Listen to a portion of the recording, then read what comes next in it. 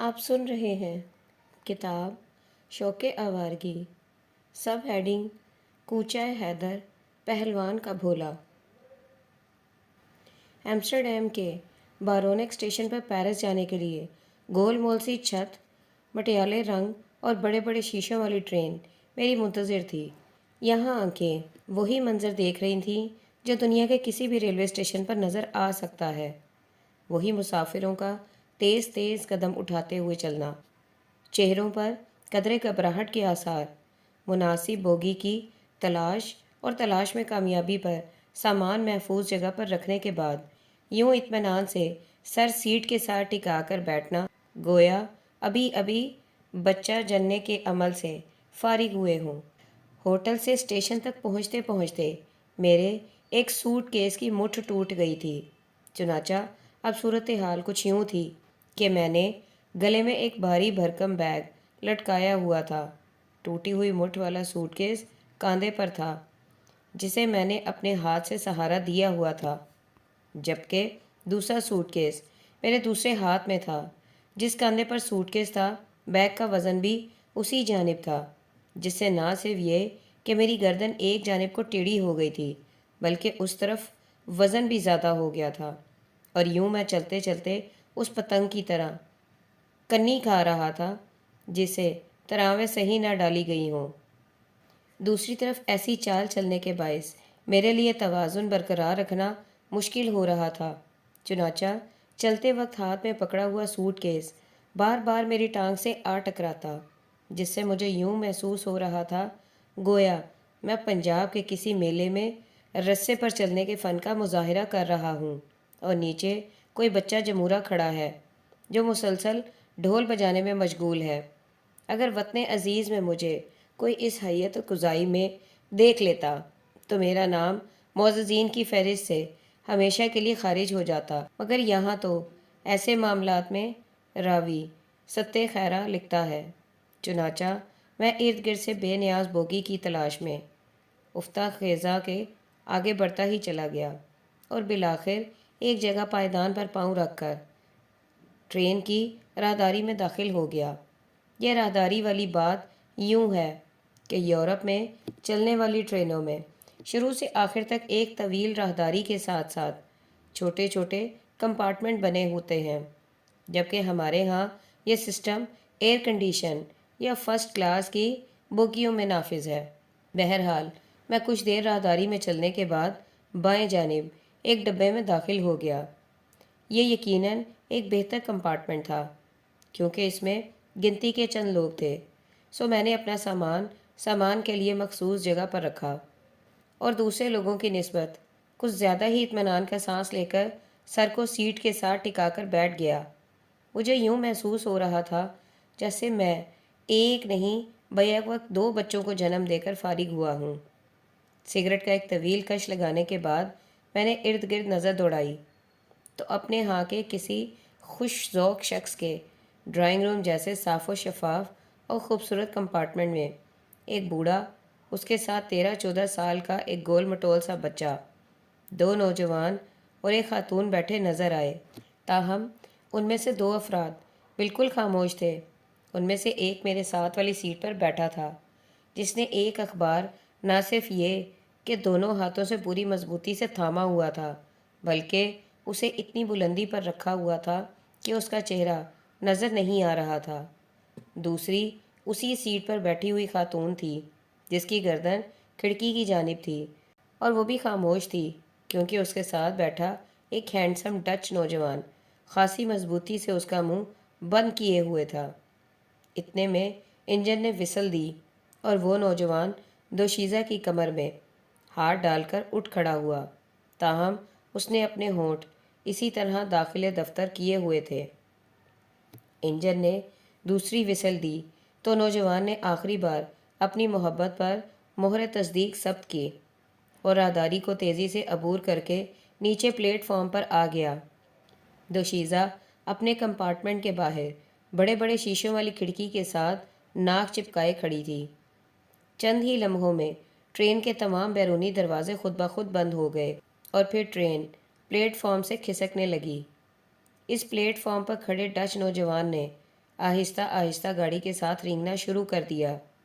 دوسری طرف میرے سامنے بیٹھا ہوا شخص اسی انہماک کے ساتھ اخبار کے دونوں سروں پر اپنے پنجے گاڑے اور اپنا چہرہ اس کے پیچھے چھپائے بیٹھا تھا۔ یہ اخبار مقامی تھا اور یوں اس میں درج عبارت میری سمجھ سے بالا تھی، مگر اچانک میری نظر ایک تصویر پر پڑی اور اس کے ساتھ ہی میرے لبوں پر مسکراہٹ کھیل گئی، کیونکہ اس نے اخبار الٹا پکڑا ہوا تھا۔ اس پر میرے دل میں اس عجوبہ روزگار شخص کو دیکھنے کے لیے پیدا شدہ تجسس میں اضافہ ہو گیا۔ اب گاڑی کی رفتار تیز ہو گئی تھی اور پلیٹ فارم پر ڈچ نوجوان ایک جگہ کھڑا ہو گیا تھا اور اب وہ رومال ہلا رہا تھا۔ خاتون اسی طرح اپنی ناک شیشے سے چپکائے جھکی ہوئی تھی، اور جب رومال کے ساتھ ہی نوجوان کا چہرہ بھی نظروں سے اوجھل ہو گیا تو یہ خاتون سیدھی کھڑی ہو گئی اور پھر مزمحل قدموں اور اداس اداس چہرے کے ساتھ واپس اپنی سیٹ پر آ کر بیٹھ گئی۔ اس کی آنکھیں بھیگی ہوئی تھیں اور اب وہ پرس میں سے رومال نکال رہی تھی۔ اس کے برابر والا مسافر اسی طرح اخبار کو تھامے چہرہ چھپائے بیٹھا تھا، اور اب مجھے اس پر جیمز بانڈ کا شبہ ہونے لگا تھا۔ اللہ تیرا شکر ہے، میں نے ٹھنڈی سانس بھرتے ہوئے بچپن سے ذہن پر نقش یہ کلمات عادتاً ادا کیے ہیں جی۔ سامنے والے مسافر نے سخت گھبراہٹ کے عالم میں یکدم اخبار چہرے سے نیچے کرتے ہوئے یہ لفظ خالص پنجابی لہجے میں ادا کیے۔ اس پر میری نظر فوراً اس چہرے پر گئی۔ یہ ایک پاکستانی شکل و صورت تھی۔ اس نے بھی میری طرف دیکھا اور فرط مسرت سے اپنا ہاتھ میری طرف بڑھاتے ہوئے لاہوری لہجے میں السلام علیکم کہا اور خیر خیریت پوچھتے ہوئے کہنے لگا، پاجی تسی بھی اپنے لاہور دے ہی لگدے ہو۔ بھائی جان آپ بھی اپنے لاہور کے ہی لگتے ہیں۔ اور جب میں نے مسکرا کر اثبات میں سر ہلایا تو وہ اپنی سیٹ سے اٹھ کھڑا ہوا۔ اس نے کمال بے تکلفی سے کام لیتے ہوئے ایک ہاتھ میری بغل میں دیا اور پھر مجھے قدرے اوپر اٹھا کر بھینچ لیا۔ اس پر میں نے گھبرا کر کن اکھیوں سے اپنے ہم سفروں کی طرف دیکھا جو یہ فحش منظر بڑی دلچسپی سے دیکھ رہے تھے۔ چنانچہ میں نے خود کو اپنے پرخلوص ہم وطن کی گرفت سے چھڑوانے کی کوشش کی، جو نہیں جانتا تھا کہ یورپ میں عورت اور مرد تو پوری آزادی کے ساتھ شارع عام پر گلے مل سکتے ہیں، مگر یہاں مرد کے ساتھ یوں معانقہ کرنا قابل دست اندازی پولیس جرم ہے، اور ایسے جوڑوں کو شارع عام پر فحش حرکات کے الزام میں گرفتار کیا جا سکتا ہے۔ اسی اثنا میں میرے ہم وطن نے معانقے کے 2 پھیرے مکمل کر لیے تھے، اور پھر اس نے تیسرا پھیرا مکمل کر کے مجھے بازو سے کھینچ کر سیٹ پر بٹھا دیا اور خود بھی میرے برابر بیٹھ گیا۔ اس کے چہرے پر وہ محبت اور مسرت تھی جو کسی ہمدم درینہ کو مل کر محسوس ہوتی ہے، اور اس کے ساتھ ساتھ اس کے رویے میں کچھ خود اعتمادی بھی پیدا ہو گئی تھی، جیسے وہ محسوس کر رہا ہو کہ اب وہ اکیلا نہیں، اس کا کوئی رفیق بھی اس کے ساتھ ہے۔ میرا نام رشید بٹ ہے اور میں کوچہ حیدر پہلوان میں رہتا ہوں۔ اس سرخ و سفید اور صحت مند نوجوان نے نام کے ساتھ بٹ کے اضافے سے کشمیری نژاد ہونے کا اعلان کرتے ہوئے کہا، میں بھی کشمیری نژاد ہوں۔ تمہاری رنگت و نقوش دیکھ کر پہلے ہی اندازہ ہوا تھا کہ تم اپنی ہی برادری سے تعلق رکھتے ہو۔ میرے اندر کی اس عصبیت نے سر اٹھایا جو انسان کو ایک وسیع برادری کا فرد ہوتے ہوئے بھی خود کو چھوٹے چھوٹے خانوں میں بانٹ کر نہ جانے کیوں تسکین پاتی ہے۔ میں نے بڑے ہونے کا فائدہ اٹھاتے ہوئے اسے تم سے مخاطب کر کے بے تکلفی کا رویہ بھی اپنا لیا تھا۔ واقعی؟ اس نے مسرت سے سیٹ پر سے اچھلتے ہوئے کہا، پھر تو ہماری نانی بھی ایک ہی ہوگی۔ بیجی کہا کرتی ہیں کہ کشمیریوں کی نانی ایک ہوتی ہے۔ تم چہرے کو اخبار سے کیوں چھپائے بیٹھے تھے؟ میں نے اس کی بات سے لطف اندوز ہونے کے باوجود گفتگو کا رخ دوسری طرف موڑتے ہوئے پوچھا۔ یہ الجھن مجھے مسلسل تنگ کر رہی تھی اور میں اسے بہرحال رفع کرنا چاہتا تھا۔ او جی بات یہ ہے کہ میرے ماموں جان نے چلتے ہوئے سمجھایا تھا کہ ٹرین میں کسی سے بات نہ کرنا اور چہرہ بھی چھپائے رکھنا۔ مگر کیوں؟ اس کی اس وضاحت سے میری حیرت میں مزید اضافہ ہو گیا۔ جی دراصل بات یہ ہے کہ میرے ماموں ایمسٹرڈیم میں آباد ہیں۔ میں نے لاہور سے انہیں کئی خط لکھے کہ وہ میرے لیے ورک پرمٹ کا بندوبست کریں تاکہ میں بھی یہاں آ سکوں، مگر وہ مجھے ٹرخاتے رہے۔ پھر جی ایک دن میں گھر والوں کی اجازت سے خود ان کے پاس پہنچ گیا۔ انہوں نے 2 مہینے مجھے اپنے پاس رکھا، پھر کہا کہ تمہارے لیے یہاں نوکری کا انتظام نہیں ہو سکتا، پیرس جا کر قسمت آزمائی کرو، لہٰذا اب میں پیرس جا رہا ہوں۔ وہ تو ٹھیک ہے، مگر تم نے اخبار سے اپنا چہرہ کیوں چھپایا ہوا تھا؟ میں نے اپنا سوال دہرایا۔ او جی، ماموں جان نے بتایا تھا کہ ایمسٹرڈیم میں قیام کے لیے تمہارا ویزا صرف 1 ماہ کا تھا، جبکہ تم نے یہاں 2 مہینے قیام کیا ہے، لہٰذا رستے میں کسی سے فری نہ ہونا، کوئی پاسپورٹ چیک کرنے آئے تو چہرے پر پریشانی ظاہر نہ ہونے دینا، اور اس کے لیے یہ ضروری ہے کہ کوئی اخبار وغیرہ سامنے رکھ لینا۔ چنانچہ ڈبے میں داخل ہوتے ہی میں نے اخبار تھام لیا تھا۔ خدا جانے کب کوئی آ جائے۔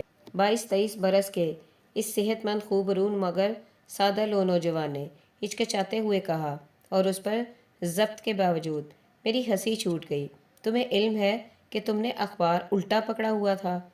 تو کیا فرق پڑتا ہے جی، سیدھا بھی پکڑا ہوتا تو کون سا پڑا جانا تھا؟ وہ تو بس یوں ہی تھا جی، اس نے کھسیانی ہنسی ہنستے ہوئے جواب دیا۔ لاہور میں تمہارا کیا شغل تھا؟ میں نے خالص پنجابی ہونے کا ثبوت دینے کے لیے ایک خالص ذاتی سوال پوچھا۔ گرمیوں میں شربت لگاتا تھا اور سردیوں میں ریوڑیاں بیچتا تھا۔ یہ کہتے ہوئے اس کے چہرے پر ایک بار پھر ندامت کے آثار نمودار ہوئے، جیسے اس کا پیشہ محنت نہیں، راتوں کو نقب لگانا تھا۔ بہت خوب، میں نے بھی منافقت سے کام لیتے ہوئے اس طرح سر ہلایا، گویا اس کے پیشے کی بابت سن کر میرے دل میں اس کی قدر بڑھ گئی ہے۔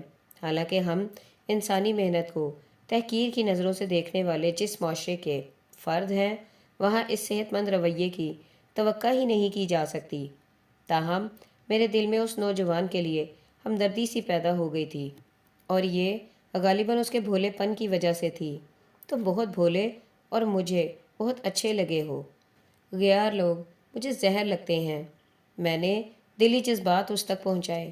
میری خواہش تھی کہ اس نوجوان میں کچھ خود اعتمادی پیدا ہو۔ جی، مجھے گھر میں اور باہر سبھی بھولا ہی کہتے ہیں۔ رشید بٹ کے نام سے تو مجھے کوئی جانتا ہی نہیں۔ یہ تو میں یوں ہی آپ پر روب ڈال رہا تھا۔ آپ کا نام کیا ہے؟ اس نے کچھ بے ساختگی سے یہ بات کہی کہ میرے چہرے پر مسکراہٹ ابھر آئی۔ گھر والے شہزادہ کہتے ہیں، باہر لوگ قاسمی صاحب کہہ کر پکارتے ہیں، لیکن میں آپ کو پاجی کہوں گا۔ جو جی چاہے کہو، میں نے ہنستے ہوئے جواب دیا۔ پاجی پاجی۔ اچانک اس نے گفتگو کا سلسلہ منقطع کر کے مجھے کوہنی سے متوجہ کرتے ہوئے کہا، وہ لڑکی آپ کو دیکھ رہی ہے۔ میں نے کن اکھیوں سے سامنے والی سیٹ پر دیکھا تو وہ پرس میں سے رومال نکال کر اپنی چشمے تر کو دھیرے دھیرے پونچھ رہی تھی۔ اس کا چہرہ ابھی تک حزن و ملال کی تصویر بنا ہوا تھا، اور لگتا تھا کہ اس کا محبوب اس کی آنکھوں سے بہت دور ہوتے ہوئے بھی عکس بن کر اس پانی کے گھر میں رہتا تھا۔ بھولے بیوقوف بنا رہے ہو، میں نے مسکراتے ہوئے بے تکلفی سے کہا۔ نہیں پاجی، خدا کی قسم، وہ ابھی آپ کو دیکھ رہی تھی۔ دیکھو بھولے جی، میں آپ کی بات کاٹتا اچھا تو نہیں لگتا، لیکن اگر آپ برا نہ مانیں تو ایک بات کہوں۔ ایسی کون سی بات ہے جس کا میں برا مانوں گا؟ میں نے حیرت سے پوچھا۔ جی وہ بات یہ ہے کہ آپ میرے بھائیوں جیسے ہیں۔ آپ مجھے مار بھی لیں تو میں آنکھ نہیں اٹھا سکتا، لیکن جی ایک بات کا ذرا خیال رکھیں۔ وہ کیا؟ میری حیرت میں مزید اضافہ ہو گیا۔ وہ جی، جب پاسپورٹ والا آئے تو اس کے سامنے مجھے بھولا نہ کہیں، بٹ صاحب کہیں، عزت کا معاملہ ہے۔ یہ سن کر میرے حلق سے ہنسی کا فوارہ پھوٹ نکلا۔ اس پر بھولے نے حیرت سے مجھے دیکھا، اور پھر اس کے چہرے پر ندامت کے آثار ابھرے۔ یہ دیکھ کر مجھے اپنے رویے پر شرمندگی سی محسوس ہوئی، اور میں نے اس کے کاندھوں پر ہاتھ رکھتے ہوئے کہا، بھولے میں معافی چاہتا ہوں، میرا مقصد تیرا دل دکھانا نہیں تھا۔ بات دراصل یہ ہے کہ پاسپورٹ والے کے سامنے اگر میں تمہیں بٹ صاحب بھی کہوں تو اس سے کچھ فرق نہیں پڑے گا، کیونکہ وہ ہماری زبان نہیں جانتا۔ آپ کی بات درست ہے۔ میری وضاحت پر اس کی پریشانی میں اضافہ ہو گیا، اور اس نے سر جھکا لیا۔ لوگ اگر مجھے بھولا کہتے ہیں تو ٹھیک ہی کہتے ہیں۔ سب ہیڈنگ نام میں کیا رکھا ہے؟ اس دوران میں شام ہو چکی تھی، اور کمپارٹمنٹ میں بجلی کے کمکمے जल उठे थे। भोले के बराबर वाले मुसाफिर ने अपने बैग में से सैंडविच निकाले, बियर की बोतल का कॉक खोला और ज़रूरत से ज़ायद एक सैंडविच यूरोपियन बेतकल्लुफ़ी से काम लेते हुए भोले की तरफ बढ़ाया और उसे खाने की दावत दी। भोले के चेहरे पर ममनूनियत के आसार नुमाया हुए और उसने बेसाख्ता कहा, बस जी, बिस्मिल्लाह करो। और उसके साथ ही अपनी गलती का एहसास होने पर अजीब रहम तलब नज़रों से मेरी तरफ देखने लगा। बाकी मुसाफिर गालिबन खासे थके हुए थे, क्योंकि उन्होंने अभी से आंखें मूंद ली थीं और थोड़े थोड़े वक्फे के बाद उनके सर एक दूसरे के शानों पर जा लगे थे। सामने वाली दोशीज़ा अब खासी पुरसकून नज़र आ रही थी। उसने एक किताब खोली हुई थी और खासे इन्हमाक से महव मुताला थी।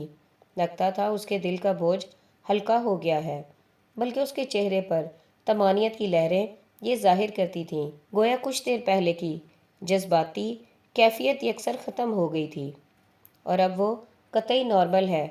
मैंने गर्दन फेर कर भोले की तरफ देखा, जो नींद भरी आंखों के साथ सामने बैठे हुए 13-14 साल लड़के को थोड़ी थोड़ी देर बाद देखने के बाद आंखें मूंद लेता था। मुझे यूं महसूस हुआ जैसे वो सोना तो चाहता है, मगर तकल्लुफ़न ऐसा नहीं कर रहा। तब मैंने उसे कहा कि अगर नींद आई हुई हो तो सो जाओ, मैं भी कुछ देर बाद सो जाऊंगा। ये सुनकर वो उठा, सोए हुए लड़के पर एक निगाह डाली और टॉयलेट की तरफ चल पड़ा। कुछ देर बाद वो लौटा तो उसने पैंट कमीज़ की बजाय कुर्ता और धोती पहनी हुई थी और धोती का एक पल्लू एक हाथ से इस तरह ऊपर उठाया हुआ था जिस तरह उसे उठाया जाना चाहिए था, या यूं कह लें कि जिस तरह हमारे यहाँ इर्द गिर्द से नज़रें बंद करके उठाया जाता है। दोगले इखलाकी मेयारों के हामिल यूरोपीय माशरे में ये लिबास फहाशी की झेल में आता है और मैं भोले को यूं ही लोगों की चुपती नज़रों का निशाना बनते नहीं देखना चाहता था। चुनाचा मैंने उसकी हसास तबीयत को मद्देनज़र रखते हुए अपनी बात किसी और तरीके से कहने की कोशिश की। भोले, तुम्हें धोती में नींद आ जाती है? क्या मतलब जी? मुझे तो नींद ही धोती में आती है, उसने हैरत से जवाब दिया। अगर आपको भी ज़रूरत हो तो ला दूँ, मेरे पास 2-3 हैं। नहीं यार, मुझे उसकी आदत नहीं, मैंने कहा। एक बार धोती पहनकर सोया था, सुबह जब आँख खुली तो देखा ऊपर ली हुई थी। हा हा हा हा हा, भोले ने पहली बार खुलकर बेतकल्लुफ़ी से कहकहा लगाया। इस लिबास में सहूलत बहुत है जी।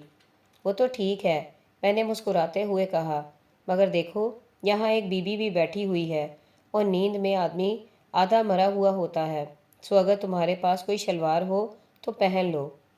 वो ये सुनकर बोला, पाजी आप ठीक कहते हैं, बहनें और बेटियां सबकी सांझी होती हैं। और वो शलवार पहनने के लिए चला गया। मैंने भी कपड़े तब्दील किए और फिर टांगे फैलाकर अपनी एक कटर मजहबी किस्म की दोस्त लोरी की तरफ से दी हुई बाइबल खोलकर बैठ गया, जिसके पहले सफ़े पर उसने लिखा था, अता the only thing I can give you is the Bible. भोला कुछ ही देर बाद खराटे लेने लगा था और खुदा जाने खराटों की ये कौन सी किस्म थी। सामने वाली दोशीज़ा ने इस दौरान किताब बंद करके अपने पहलू में रखी और फिर सोने की नीयत से अपना सर खिड़की के साथ टिका दिया, मगर लगता था बल्ब की रोशनी में वो सोने की आदी नहीं है, क्योंकि वो बार बार बेचैनी से पहलू बदल रही थी। 2-1 बार उसने रहम तलब नज़रों से मेरी तरफ देखा भी, मगर मैं यमला बन गया, क्योंकि मुझे उस वक्त तक नींद नहीं आती जब तक किसी किताब के कुछ सफ़े ना पढ़ लूँ या कम अज़ कम सूंघ ना लूँ। एक्सक्यूज़ मी, बिलाखिर उसने मुझसे बराह रास्त मुज़ाकरात का आगाज़ किया। अगर तुम बुरा ना मानो तो बत्ती गुल कर दूँ। उसका लहजा खासा खुशगवार था। ज़रूर ज़रूर, मैंने उसके लहजे से हौसला पाकर शरारत आमेज़ नज़रों से उसकी तरफ देखते हुए कहा, तुम्हारी मौजूदगी में किताब पढ़ने के लिए मैं बल्ब की रोशनी का मोहताज नहीं हूँ। मैं जानता था कि ये फ्लर्टिंग रिमार्क्स दुनिया के किसी भी हिस्से की खातून का खाना ख़राब करने के लिए काफ़ी हैं। चुनाचा उसने खुश दिली से चहकते हुए कहा, वाकई हाँ। मैंने हाथ वाली किताब परे धरते हुए सामने वाली किताब पर नज़रें जमाते हुए जवाब दिया, बल्कि खूबसूरत चेहरों की रोशनी में मुताला करने से बिनाई भी दुरुस्त रहती है। ورنہ میں جتنا کتابوں کا کیڑا رہا ہوں ابھی تک میرے چہرے پر کئی اینکیں چڑھتی ہوتی، مگر دیکھ لو ایک بھی نہیں۔ تو کیا اس کا مطلب یہ ہے کہ تم خاصے پروفیشنل قسم کے مطالعہ کرنے والے ہو؟ اس نے اپنے گھٹنوں پر دونوں کوہنیاں جماتے ہوئے آگے کی طرف جھک کر کہا۔ نہیں، ایسی تو کوئی بات نہیں، میں نے مسکراتے ہوئے کہا۔ البتہ کفران نعمت کا بھی کبھی مرتکب نہیں ہوا۔ تم خاصے کی چیز ہو، کہاں سے آ رہے ہو؟ اس نے گفتگو میں دلچسپی لیتے ہوئے مجھ سے پوچھا۔ جہاں سے تم آ رہی ہو؟ میں تو امریکہ سے آ رہی ہوں۔ تم بھی ادھر سے ہی؟ ہاں، میں بھی ادھر سے ہی آ رہا ہوں، اور اب اپنے وطن کو واپسی ہے۔ تمہیں کیسے اندازہ ہوا کہ میں امریکی ہوں؟ جس طرح ہر احمق شخص کے چہرے پر لکھا ہوتا ہے کہ حضرات میں احمق ہوں، اسی طرح ہر امریکی اپنے امریکی ہونے کا منہ بولتا ثبوت ہوتا ہے۔ تو تمہارا خیال ہے امریکی احمق ہوتے ہیں؟ اس نے مصنوعی غصے سے پوچھا۔ نہیں، ایسی تو کوئی بات نہیں، بعض نہیں بھی ہوتے۔ ویسے اگر تم چاہو تو میں تمہارا نام بھی بتا سکتا ہوں۔ سچ مچ؟ اس نے حیرت سے کہا۔ اگر تم میرا نام بتا دو تو میں تمہیں مان جاؤں گی۔ یہ کون سی مشکل بات ہے؟ میں نے کہا۔ تمہارا نام لنڈا، شیری، ڈیبرا، بابر، نینسی اور میری وغیرہ کی پیٹنٹ فہرست سے باہر نہیں ہو سکتا۔ او خدایا، اس نے ہنسی کو ضبط کرتے ہوئے کہا۔ میرا نام واقعی نینسی ہے۔ اب اگر تم کہو تو اس کا نام بھی بتا دوں جو تمہیں اسٹیشن پر چھوڑنے آیا تھا۔ میں نے صورتحال سے لطف اندوز ہوتے ہوئے ایک نیا شوشہ چھوڑا۔ کیا تم اب کے بھی مذاق تو نہیں کر رہے؟ نینسی کے چہرے سے جوش و خروش چھلکنے لگا۔ ارے نہیں، یہ تو میرے بائیں ہاتھ کا کھیل ہے۔ تو پھر جلدی سے اس کا نام بتاؤ، نینسی نے بےتابی سے کہا۔ تو پھر سنو، اس کا نام بی سے شروع ہوتا ہے۔ میں نے یہ سوچ کر تکا لگایا تھا کہ اگر تیر نشانے پر بیٹھا تو اپنی ولایت پکی ہے، ورنہ کہہ دوں گا کہ پامسٹری میں بڑے بڑے ماہر بھی ٹھوکر کھا جاتے ہیں، کیونکہ غیب کا علم تو صرف خدا کو ہے۔ لیکن ہوا یوں، بی کا لفظ سن کر اس ڈیل بی کے منہ سے اوئی اللہ قسم کی چیخ برآمد ہوئی، اور وہ جوش و جذبات میں اپنی سیٹ سے اٹھ کر میرے اور بھولے کے درمیان تنگ سی جگہ میں آ کر بیٹھ گئی۔ اس کا نام ادے بینجمن ہے۔ تم نے کافی حد تک ٹھیک بتایا ہے۔ تم پامسٹری کے پروفیسر تو نہیں ہو؟ ہاں، میں پامسٹری کا پروفیسر ہوں، میں نے گڑبڑا کر کہا، اور سرکولر روڈ کے فٹ پاتھ پر طوطے سے توپ میں ہی چلاتا ہوں۔ وہ بہت سویٹ ہے، نینسی نے میری بات نظر انداز کرتے ہوئے کہا۔ میں کیلیفورنیا یونیورسٹی میں فنون لطیفہ کی طالبہ ہوں، اپنے تھیسس کی تکمیل کے لیے ایمسٹرڈیم آئی تھی، اور اب اسی سلسلے میں ایک روز کے لیے پیرس جا رہی ہوں۔ مجھے اسی روز واپس ایمسٹرڈیم پہنچنا ہے، کیونکہ وہاں ابھی میرا کام باقی ہے۔ میری اس سے ملاقات 2 روز قبل ایمسٹرڈیم کی آرٹ گیلری میں ہوئی تھی۔ ہم اس قلیل عرصے ہی میں ایک دوسرے کو بہت چاہنے لگے ہیں۔ مجھے اس کے بارے میں کچھ اور بتاؤ، میں اس کے بارے میں مزید کچھ نہیں جانتا۔ میں نے خود پر نرم نرم سا دباؤ محسوس کرتے ہوئے قدرے سرک جانے میں عافیت سمجھی، اور پھر کہا، البتہ تمہارے بارے میں بہت کچھ بتا سکتا ہوں۔ میری بات مکمل ہونے سے پہلے ہی اس نے بےتابی سے اپنا سنہری ہاتھ میرے گھٹنوں پر رکھ دیا۔ پہلی بات یہ کہ میں نے دماغ کو ایک جھٹکا دیا، اور پھر پورے اعتماد سے کہا، تم بہت جذباتی ہو، فیصلے بہت عجلت میں کرتی ہو۔ بالکل ٹھیک ہے، میری ماں شروع سے مجھے اس پر ٹوکتی آئی ہے۔ دوسری بات یہ ہے کہ تم ایک بہت مخلص لڑکی ہو، اور پیار کرنا تمہاری زندگی ہے۔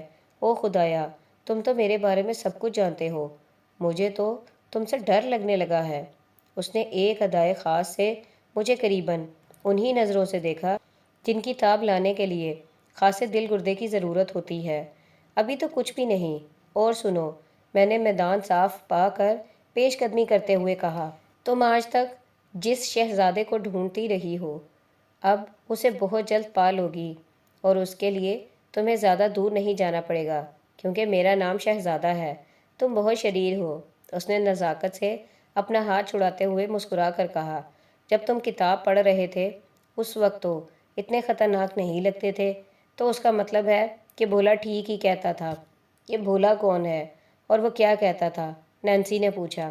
بھولا وہ ہے جو اس وقت تمہارے کاندھوں پر سر رکھے سو رہا ہے، اور وہ یہ کہتا تھا کہ تم اس خاکسار کو ٹکٹکی باندھ کر دیکھتی رہی ہو۔